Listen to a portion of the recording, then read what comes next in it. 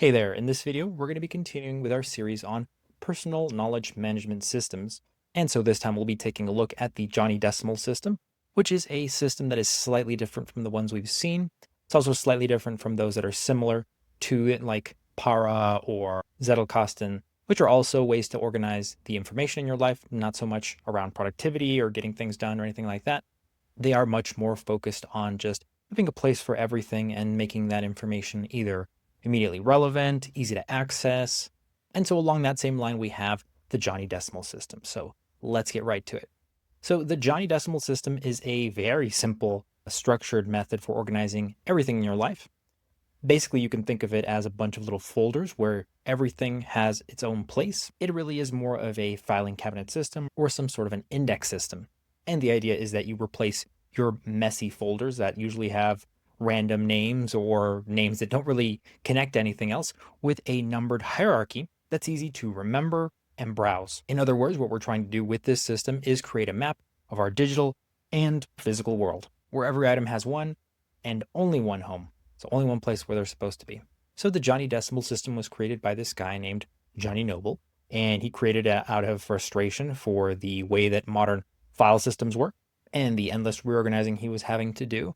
And as you can guess by the name, he was inspired by the Dewey Decimal system, which also uses a series of numbers and categories to group certain types of information in libraries. One of the really nice things about the Johnny Decimal system is that it's designed to work across any tool or platform. It really is just a framework. You could use it in any digital tool that you like, but also this allows you to connect different tools as long as you keep the same system that you set up and just replicate that across different apps. You could use different apps to house different types of information for different purposes or for different areas of your life. Maybe you keep your work information in one application, your personal information in another application, but across both of them, you use the same numbering system. Regardless of which application you're using, you're going to be able to use that muscle memory of where the things are supposed to be and quickly find them no matter what context you're in or what you're working. The core philosophy behind the Johnny Decimal system is simplicity, permanence, and findability. So now let's talk a little bit about how it works, because so far it just sounds like the Dewey Decimal system, but there are some caveats and restrictions that make it a little bit different, make it a little bit more useful for organizing personal information. So the first thing you need to know about the system is that you divide your entire world, or the world that you want to put into the system, into areas.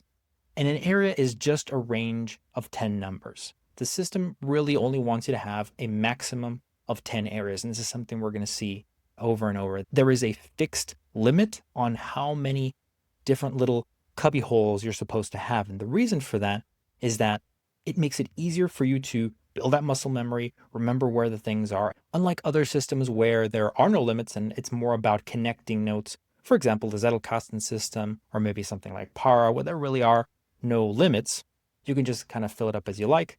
The thinking behind the Johnny Decimal system is that you're supposed to actually hold some of this information in your mind in the same way that you maybe set up keyboard shortcuts for different applications, and over time you get used to them to where they become second nature. This system is purposely limited to 10 areas so you can actually remember them and you'll be able to reference them without having to think or go through an index to figure out where the things are supposed to be. Like I said, maximum of 10 areas. You start at 10 through 19. The next range or the next area would be 20 to 29, 30 to 39, 40 to 49, all the way to 90 to 99. And so those would be your areas. The things inside 10 through 19 would be for work, 20 to 29 would be personal, 30 to 39 would be related to learning, and these different areas, obviously, you decide what those are going to be. You just have to remember that you have a maximum of 10. The idea is not to immediately fill those 10 up. You fill those 10 areas as you go. You might not actually even need all 10 because this is just the first level. We're going to go another level down. And so another thing that's important to note about areas is that they start at 10 through 19, not 00 to 09. So the very first area is going to be 10 to 19. And there's a reason for that, and I'll get to it in just a moment. Just something to keep in mind when you're setting this up. So now let's move on to the categories. Within each area, you have categories, which are for the major subtopics. And again, there are a maximum of 10 categories per area. So just to recap, you have 10 areas, and within those 10 areas, you have a maximum of 10 categories. So that's a maximum. You don't need them all if that particular area only needs 2 or 3 or however many. So you'll notice something kind of interesting here as I'm explaining this. We're kind of avoiding the number 0, and there's a reason for that. We use both areas and categories that have zeros in them for special purposes. And so that's why we avoid them. That's one easy way to just remember you don't want to have any zeros in your areas, and you don't want to have any zeros in your categories either. And so some examples of categories might be like within the 10 to 19 range, which is for work, 11 might be projects, 12 might be marketing, 13 might be operations, and so forth and so on. And so we have our areas, and within those we have our categories. Now, once we have that, we can go one level down, and that's for each item. So once we've decided what the category is going to be, we can now give our item a unique ID. This number right here after the decimal is going to be unique for every single item. And even though I didn't write it here, you can have a maximum of 99 different items under each category. So you're only ever going to have 2 digits here and 2 digits here. Now this number right here, which is the unique ID, is really not tied to anything. It's just the order in which the item was added to the category. The first item you add is going to be number 1, second one you add is going to be number 2, and so on. And so that means that just by looking at this number, 12.13 blog posts, we know that this item is part of the work area, and that it is the 13th item, and it's related to blog posts. And so inside of this item, I could put files, notes, documents, photos, whatever I want. One nice thing about numbering items this way is that the larger the number, the more recently it has been added, the more likely it is that it's something more immediately relevant. The lower the number, the older the item is, less likely it is that it's going to be relevant. And it also means that each one of these is going to be unique. And if I scroll down just a little bit, you can see this image that I took from the official Johnny Decimal website, which just explains the same thing. The first number referencing the area. Together, you've got the category. That's this first section right here. Next, you have the unique ID that goes all the way to 99. And then you have some sort of a descriptive title of what's inside of this item. So now you know how to put the numbers for the Johnny Decimal system together. Next, I want to show you just some optional advanced parts, because the first time I learned about the Johnny Decimal system, I was curious as to why do we start at 10? Why do we not start at 0, 1? That sort of a thing. And actually, there's a good reason for that, is because we use these for different things. You can use these if you want to, or you can completely omit them. But if you're curious as to what you do with these, this is what you do. So the IDs 00 through 09 are actually reserved for additional optional features that you can use. And these are the ones that are recommended by the creator. Let's say we're inside a category 11, 11.01. So this 01 lets us know that actually this is the inbox for that category. You can imagine you have a category for a certain type of work that you do, or a certain type of project, or an area in your life like health or cooking or whatever it is. This section right here would be your inbox. This is just a nice way of starting to filter that information into the category where it belongs, instead of keeping everything in one giant inbox. So if you like to maybe start to filter that information into the different categories without having to figure out exactly where it goes, then you can use this one right here. Just use the category number, .01, and that's the inbox. And you would also obviously keep the description, because that makes it easy to know what it is. The next one that the creator recommends you use is .02, and that's for task and project management. So if it happens to be a category where you have tasks, or you're managing projects related to your personal life, related to work, or any kind of home projects, anything like that. And of course, you could keep them within the category itself, nothing wrong with that. But if you prefer to keep them a little bit separate, put them all together, then this would be one way to do that. Another recommendation is that you use .03 for templates. So we're inside of workflow, but obviously other applications have templates. This would be an excellent place to put them. They're not just all spread out across your system or kept somewhere else. They are part of their category, and they have their own specific place. Next, we have links. Again, if you want to keep these, let's say, as resources for that category, you can obviously put them within the individual items. But if you want to have them grouped in one single place as well, you can put them under .04. .05, 06, and 04 are reserved for expansion. You can use them for whatever you want. They're really not mentioned by the author for anything specific. The only other two that he does mention are .08, which is a someday section. And if you know about the GTD system, this is going to be familiar. Has the same purpose. This is where you put things, tasks, notes, projects that you might want to get back to someday. They are obviously going to be organized and grouped under their category, but they're not going to be part of the category, and they're not going to be taking up space in your inbox. It's just another way to sort the information and prepare it so it's ready for you when you want to get to it. And finally, we have .09, which is meant to serve as the archive. So any kind of projects, notes, or things that you are no longer interested in, you could just move them into this section right here. But let's say you want to have an inbox or templates for not just a single category, but an entire area. And this is where we would actually use the numbers that end in 0. So if we go back up to how it works for just a moment, you'll notice that even though I'm mentioning here that for the areas, for example, the first one, let's say I want to assign it to work, it goes from 10 to 19. You'll notice here that actually I don't start with 10, I go straight to 11. And you would do the same for every single one. So for 20 to 29, which I would put my personal information inside of that, I wouldn't actually start with 20 as my first category. I would start with 21. 20, the ones that end with 0 for category, these are the ones that are reserved for the entire area. So the ones that I mentioned right here, where you have the category and then .01, let's say inbox, that would be the inbox for just that category. If I want an inbox for my entire area, so not just for my projects, but for all of my work, then under this area, I would not actually start with 11, I would start with 10. And inside of that 10 section, I would put 10.01 inbox, 10.02 task and project management, 10.03 templates. And these three things would be for the entire area, not just the one category. So that's really the only difference between these two.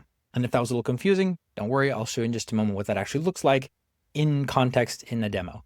So that's what we have for our optional advanced parts if you're interested in that. If you want to just store your information and organize it, you don't really need this. This is just a nice way to add an additional layer of some sort of task management. So you've got a place to put tasks, a place to put projects, plan for the future with the someday area, and even a place to put completed tasks, projects, and notes with an archive. So how do you actually set this up? So you would start by listing all the different areas of your life that you think are worthy of having their own area. So these are the common things like work, personal learning, health, family, those sorts of things. And then once you've decided which ones you want, you assign each area a 10 number range. Remember that you only have a maximum of 10, so make them count. Don't make them too specific. You're going to have an opportunity to do that with the next level of organization. So once you've done that, you want to go inside each one of these areas and then set your categories. And again, you have a maximum of 10 categories you can set. That's a maximum, not a minimum. If you only need just a handful, then just use that.